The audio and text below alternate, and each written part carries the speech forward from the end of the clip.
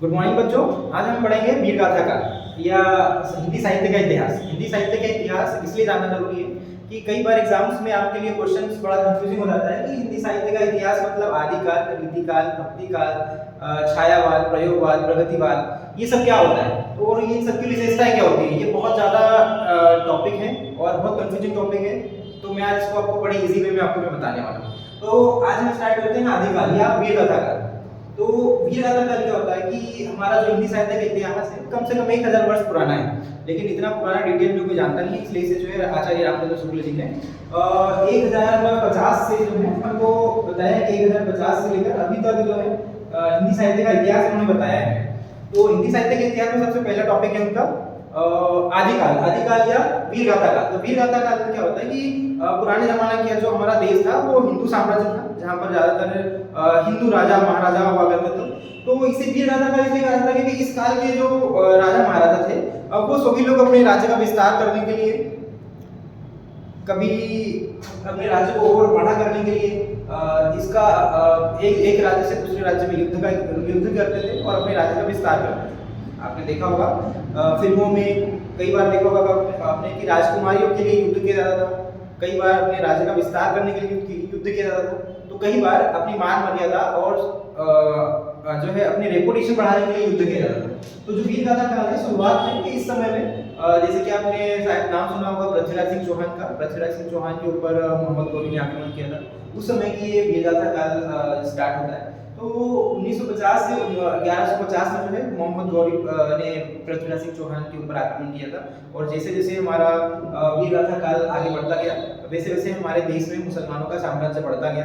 तो स्टार्टिंग वाला जो पॉइंट होता है उसे आदिकाल या वीर गाथा काल कहते हैं। इसमें जो है इसकी मुख्य विशेषताएं आपको लिखनी होती है, 4 से 5 एग्जाम्स में मुख्य विशेषताएं इसकी आती है। तो आपको मुख्य विशेषताओं पर लिखना है युद्धों का सजीव वर्णन। इस समय क्या होता था कि जितने भी इनके रचयिता थे, जो लेखक थे, इन्होंने सबसे ज्यादा युद्ध का सजीव वर्णन किया कि इस राज्य के राजा ने उस राज्य के ऊपर इस प्रकार से आक्रमण किया है। तो इन्होंने बड़े सचित्र चित्रण इसका किया। दूसरा, वीर और श्रृंगार रस की प्रधानता। अब सीधी सी बात है कि अगर वहां पर युद्ध होता है बड़े बड़े स्तर पर लोग जो है उनका कर्म ही होता है कि युद्ध करना और अपनी प्रतिष्ठा बढ़ाना, तो उस टाइम जो है वीर रस और श्रृंगार रस अपनी चरम सीमा पर था। तो जितने भी लेखक थे जिन्होंने इसके बारे में लिखा या बताया, तो उसमें वीर रस की प्रधानता और श्रृंगार रस की बहुत प्रधानता थी। इस समय में क्या थी कि कुछ संदिग्ध रचनाएं भी थी। मान लीजिए कि कुछ ऐसी रचनाएं थी जिनके बारे में ना ही इतिहास से जुड़ा हुआ था और ना ही किसी विशेष रचनाओं से जुड़ा हुआ था, लेकिन कुछ ऐसी रचनाएं थी जो सिर्फ डिटेल में से बताई गई थी, इसलिए उन्हें संदिग्ध रचनाएं कहते हैं। तो आप जो है वीर गाथा काल को सिंपल से बता सकते हैं कि वीर गाथा काल किसे कहते हैं। वीर गाथा काल 1950 से लेकर 1300 तक के जो बीच का समय था, वीर गाथा काल का समय था। उस समय पर सारे हिंदू राजा थे। हिंदू राजाओं के बाद उन्होंने धीरे धीरे मुसलमान लोगों का आक्रमण होने लगा हमारे राज्य पे। तो उस समय पर जो है जो स्वर्णिम शुरुआत थी उसे वीर गाथा काल कहते हैं। इसके 3 या 4 आप विशेषताएं लिख सकते हैं। पहले लिखना है युद्धों का सजीव वर्णन, आगे लिखना है श्रृंगार रस की प्रधानता, श्रृंगार वीर रस से श्रृंगार रस, और आगे लिखना है संदिग्ध रचनाएं। इसी के साथ दूसरा हमारा टॉपिक आता है भक्ति काल। भक्ति काल किसे कहते हैं? अब भक्ति काल का समय जो था 1300 से लेकर 1500 ईस्वी तक का था। इस समय क्या हुआ कि जैसे जैसे हमारे देश में मुगलों का साम्राज्य बढ़ा, मुसलमान लोगों ने हमारे देश के ऊपर आक्रमण किया, तो धीरे धीरे एक समय आया कि राजा मुस्लिम होने लगे और प्रजा हिंदू होने लगी। तो जो राजा थे वो अपना धर्म प्रजा के ऊपर थोपने लगे कि आप हमारा धर्म अपनाइए, जिसके कारण कट्टरवाद बढ़ा, जिसके कारण जातिवाद बढ़ा, विडंबनाएं बढ़ी। तो इसी के साथ उन्होंने उस समय कुछ संत हुए जिन्होंने हिंदी साम्राज्य या हिंदी साहित्य के इतिहास को उन्होंने बताया। तो आप सिंपल सा भक्ति काल में ये लिखिएगा कि भक्ति काल को स्वर्ण युग कहा जाता है। इस समय पर मुसलमानों का हमारे देश में काफी ज्यादा वर्चस्व था। मुसलमान हिंदू राजा जो थे वो कम हो चुके थे और मुस्लिम राजाओं की बहुमत था, और उन्होंने प्रजा के ऊपर ये थोपना स्टार्ट किया कि आप हमारा वाला धर्म अपनाइए। तो भक्ति काल जो है, भक्ति काल 2 रूपों में माना जाता है, एक होता है निर्गुण भक्ति धारा और एक होता है सगुण भक्ति धारा।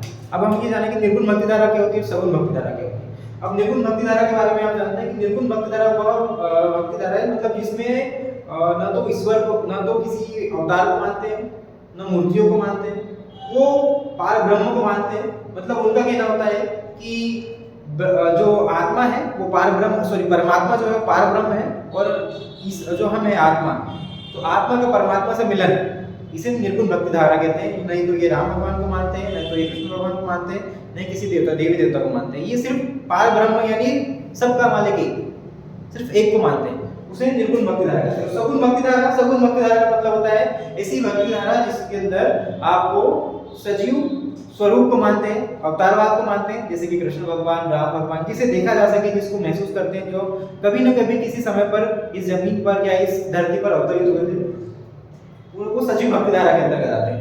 अब निर्गुण भक्ति धारा के अंदर दो तरह के उन्होंने रास्ते बताए, एक होता है ज्ञानाश्रयी और एक होता है प्रेमाश्रयी।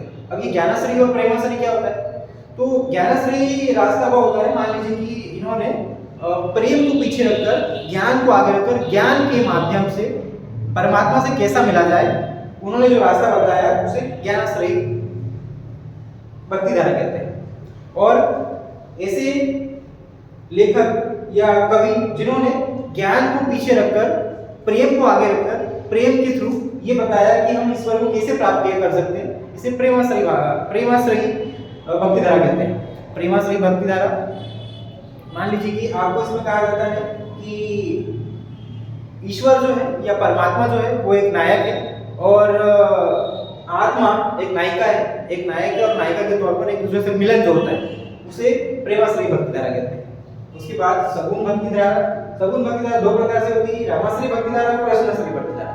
अब जो ऐसे महात्मा हुए या जो कवि हुए जिन्होंने राम भगवान के बारे में लिखा या राम भगवान के बारे में बताया, उन्हें रामाश्रयी भक्ति धारा कहते हैं, और जिन्होंने कृष्ण भगवान के बारे में बताया उसे कृष्णाश्रयी भक्ति धारा कहते हैं। इनकी विशेषताएं आप लिख सकते हैं निर्गुण भक्ति धारा में: मूर्तिवाद का विरोध,